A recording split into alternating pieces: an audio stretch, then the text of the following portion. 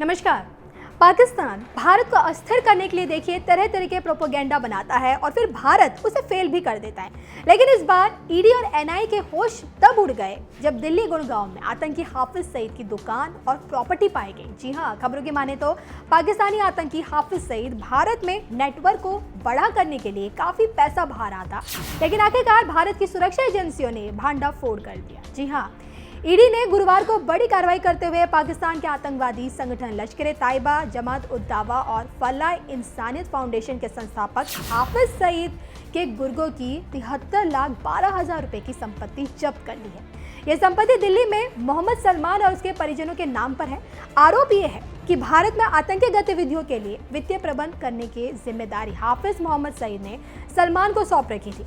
जब संपत्ति में बैंक खातों के अलावा आवासीय फ्लैट, दिल्ली में दुकान और दूसरी तरह की अचल और चल संपत्ति दोनों शामिल हैं। अब ईडी ने देखे सलमान और उनके परिवार के सदस्यों के खिलाफ धन शोधन निवारण अधिनियम 2002 के तहत जांच शुरू कर दी है और इससे पहले सलमान के खिलाफ राष्ट्रीय जांच एजेंसी एनआईए द्वारा एफआईआर दर्ज भी कर दी गई है।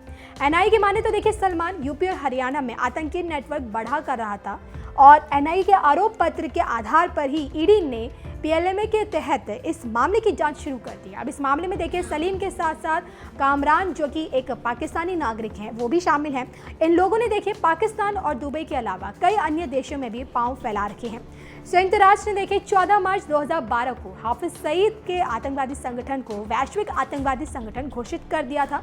जानकारों की माने तो देखिए यूएन के प्रतिबंधों से बचने के लिए हाफिज सईद ने जमात-उद-दावा और फलाह-ए-इंसानियत फाउंडेशन जैसे संगठन खड़े किए और ये सभी मोहम्मद सईद के फ्रंट एंड ऑर्गेनाइजेशन माने जाते हैं। इनके द्वारा हाफिज सईद आतंकी गतिविधियों को आगे बढ़ाता रहता है।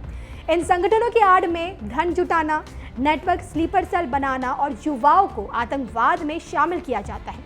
फलाह-ए-इंसानियत फाउंडेशन ने देखिए दिल्ली और हरियाणा के क्षेत्र में भी आतंकी गतिविधि बढ़ाने के लिए मोहम्मद सलमान को दुबई स्थित मोहम्मद कामरान के माध्यम से ही हवाला चैनलों के जरिए भारी धनराशि भेजा था।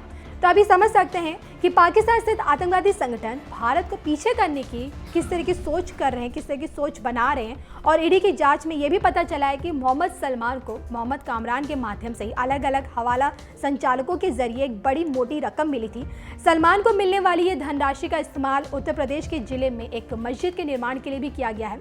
हरियाणा के पलवल और दूसरे राज्यों में भी गरीब लड़कियों की शादी कराने के काम में भी सलमान ये इस धनराशि का उपयोग कर रहा था और इनका मकसद था लोगों में अपनी अच्छी छवि बनाकर युवाओं को धीरे धीरे आतंक के रास्ते पर लाया जाए। जांच से देखिए ये भी पता चला है कि सलमान ईमेल के जरिए दुबई के कामरान को प्राप्त धनराशि की रसीद और निर्माण कार्य की तस्वीरें भेजता था।